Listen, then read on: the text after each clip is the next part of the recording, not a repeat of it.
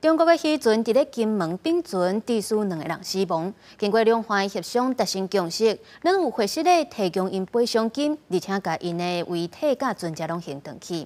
因那海巡署巡防艇的艇长甲驾驶2个人涉嫌过失致死，不过嫌疑不足，所以检方是不起诉处分。这个113年2月14日下午所发生的2名陆籍男子溺毙事件，那本属于这个接获海巡队报验之前，我们就主动分案侦办。那认为按照侦查所得的证据，被告2人的犯罪嫌疑还没有达到起诉门槛，所以我们依法做不起诉处分。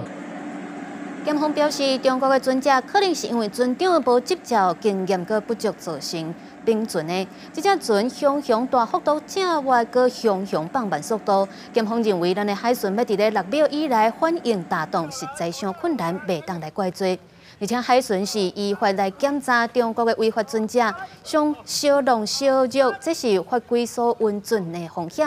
佮再加上一个话咧，中国船员讲毋是小浪致使并船的，所以检方是对这2位海巡人员不起诉处分。